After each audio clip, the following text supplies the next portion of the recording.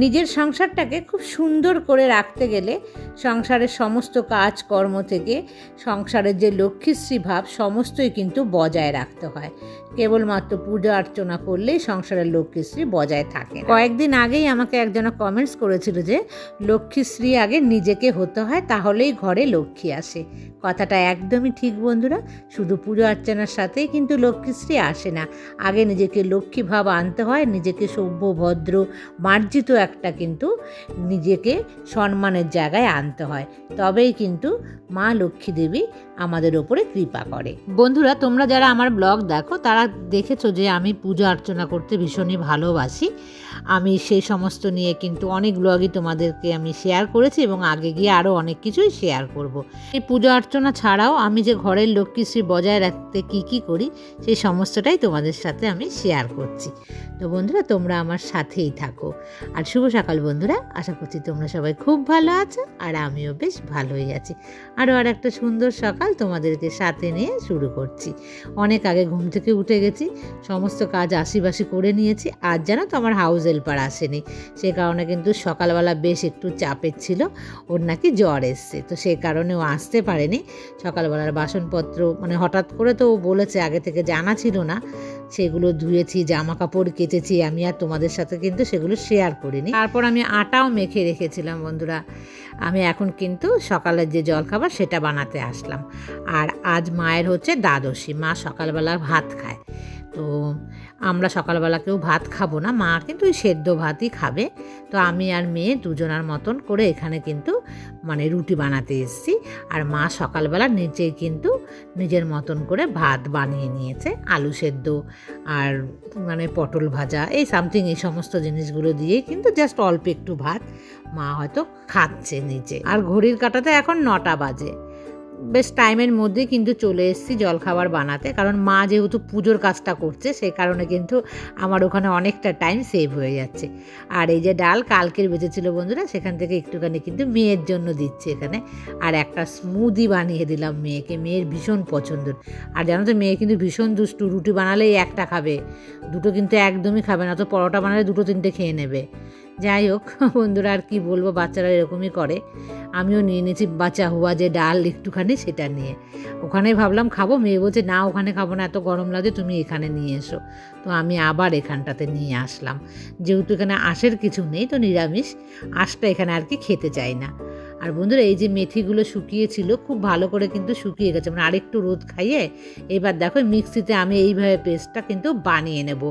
আমাকে যে কমেন্টস করে বলেছিল সে কিন্তু খুব ভালো মানে আমাকে একটা উপায় বলে দিয়েছে যে এইভাবে দেখো আমি ডাস্টটা অনেকবার ঘুরিয়ে ঘুরিয়ে বানিয়ে নিয়েছি, নিয়ে এবার ভেবেছি আমি ছোট্ট কন্টেনারে ভরে রেখে দেবো, যখন আমি খাবো তোমাদের সাথে শেয়ার করব যে আমি কিভাবে খাচ্ছি, তাহলে একটু অপচয় হবে না।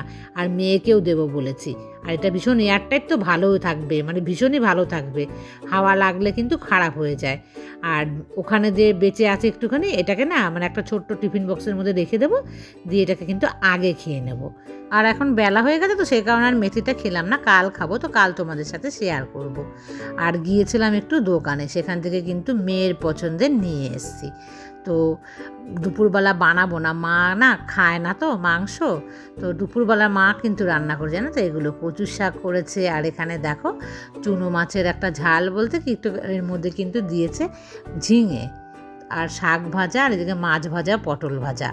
এই খেয়ে কিন্তু একটু রেস্ট নিয়েছিলাম। আর এসছি দেখো সন্ধ্যের পরে, আর তোমাদের বলে নিই মা চলে গেছে, তো সে কারণে আরও অনেকটা লেটে আমি আসলাম। সন্ধ্যে পুজো দেওয়া ছিল আমার, আর বেশ কয়েকদিন কিন্তু আমাকে আর পুজোর কাজ করতেই হয়নি, সকাল বিকেল সমস্তটাই কিন্তু মা সামলেছে।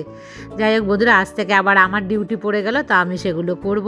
আর সামনে বন্ধুরা রথযাত্রা আছে, তো আমি ভেবেছি তার জন্য যে একটা পুজোর ব্লগ আমি বানাবো, আগেই বানাবো। তোমরা অনেকেই আমাকে বলেছো যে আগে থেকে যদি আমি ব্লগটা বানাই তাহলে তোমরা কিন্তু সেই অনুযায়ী পুজোটা করতে পারবে।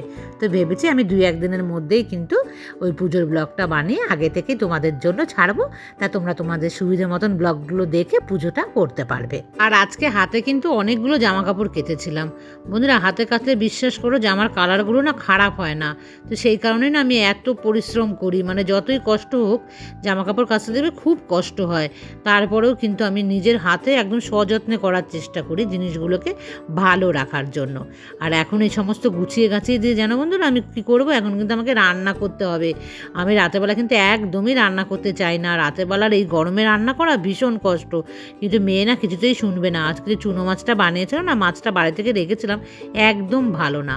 আর সানডে আজকে, তো সেই কারণে দেখো রাতেরবেলা বানাতেই হচ্ছে। আর মেয়েকে আমি প্রমিস করেছিলাম যে ঠিক আছে রাতে আমি তোকে বানিয়ে মানে খাওয়াবো মাটন।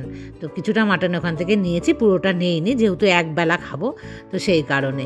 আর মাটন রান্না করতে বেশ কিন্তু মানে তেল মশলা দিয়েই রান্নাটা করতে হয়। তো আজকে আমি কিন্তু একটু দেখো পরিমাণের থেকেও কিন্তু বেশি তেল দিয়েছি। আমি চেষ্টা করছি, মানে আমার কাছে এটা বেশি তেল, অনেকের কাছে হয়তো এটা কম তেলও হতে পারে। আর এর মধ্যে দেখো আমি দারচিনি, তেজপাতা, এলাচ এভাবে ফোড়ন দিয়ে পেঁয়াজ দিয়ে একদম খুব শর্টে যেটা হয় সেটাই কিন্তু আমি করছি। আর তোমাদের সাথে হালকা করে একটুখানি আমি শেয়ার করে দিচ্ছি।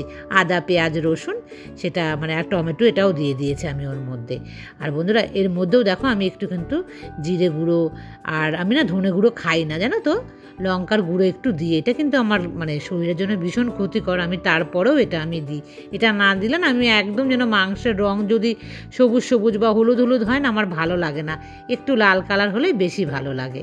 রাতে রান্না করতে বন্ধুরা তোমাদের কার কার ভালো লাগে এই গরমের মধ্যে, বা রুটি করতেও কিন্তু ভীষণ গরম লাগে।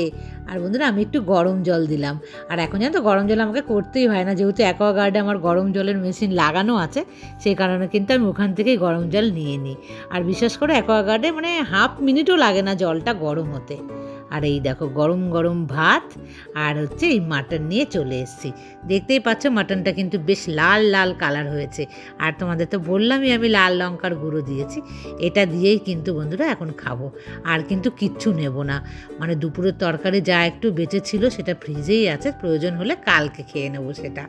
এই মাটনের সাথে আর কিচ্ছু কিন্তু লাগে না, জাস্ট মাটন আর ভাত। ঘড়ির কাঁটাতে এখন 10:30 বাজে, এতক্ষণে খাওয়া দাওয়া করে এসছি, তাও একটু কাজ আছে। এখন ব্রাশ করব, তারপরে একটু ক্রিম ট্রিম মাখবো, জামা কাপড় চেঞ্জ করব, তারপরে কিন্তু বন্ধুরা ঘুমোবো। তো মাটনটা যে দারুণ হয়েছে, ফাটাফাটি হয়েছে মাটনটা কিন্তু খেতে। তোমরা হয়তো দেখে হয়তো বুঝতে পারো না যে মাটনটা কেমন হয়েছে দেখতে, কিন্তু দারুণ। আর মানে গ্রেভিটা একদম কম দিয়েছে না, সেই কারণে না আরো বেশি টেস্টি হয়েছে। আর একটু তেল মশলা বেশি দিলে দেখবে সমস্ত খাবারই খেতে কিন্তু অনেক বেশি টেস্টি হয় না, মানে মশলাপাতি যেগুলো খাওয়া বারণ সেগুলো দিলেই কিন্তু খেতে বেশি ভালো হয়। যাই হোক বন্ধুরা এখন তো আমার একটু কাজ আছে, সেগুলো করব, তারপরে শোবো। আর আজকের মতন ব্লগটাকে আমি এই পর্যন্তই রাখছি, আবার তোমাদের সাথে দেখা হবে নেক্সট ব্লগে। ততক্ষণ তোমরা সবাই ভালো থেকো, সুস্থ থেকো আর সাবধান। Good night.